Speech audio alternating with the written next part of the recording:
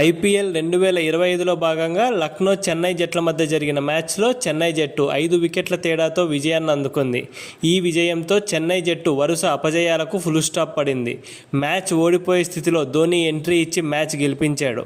ఈ సీజన్లో బాగానే గెలుస్తూ ఉన్న లక్నో జట్టు ఒకసారి ఓడిపోతే ఎలా ఉంటుందో చూడాలి అనే మైండ్ సెట్తో ఈ మ్యాచ్ ఆడినట్లు కనిపించింది.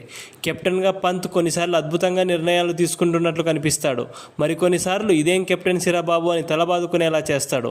ఈరోజు మ్యాచ్లో కూడా పంత్ అలాంటి చెత్త నిర్ణయాలు కొన్ని తీసుకున్నాడు. ఇక మ్యాచ్ అనంతరం పంత్ మాట్లాడుతూ ఏమన్నాడంటే, ఈ మ్యాచ్లో ఓడిపోవడం కొద్దిగా బాధగానే ఉంది.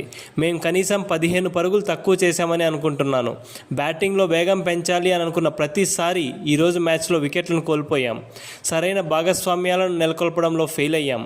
పిచ్ సంక్లిష్టంగా ఉన్నా మరొక 15 లేదా 20 పరుగులు చేయడం కష్టమైతే కాదు. ఆ విషయంలో ఖచ్చితంగా మేము తప్పు చేశాం. నేను నా ఫామ్ను అందిపుచ్చుకోవడానికి ప్రతి మ్యాచ్ను సద్వినియోగం చేసుకుంటున్నాను.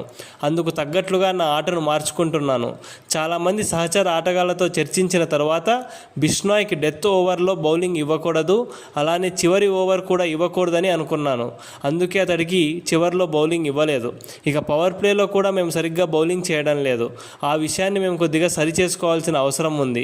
ఈ మ్యాచ్లో మా గెలుపు ఖాయం అనుకుంటున్న సమయంలో ధోని భయ్యా ఎంట్రీ ఇచ్చి మా కలలను తలకిందులు చేశాడు. మా ఆశలను ఆవిరయ్యేలా చేశాడు.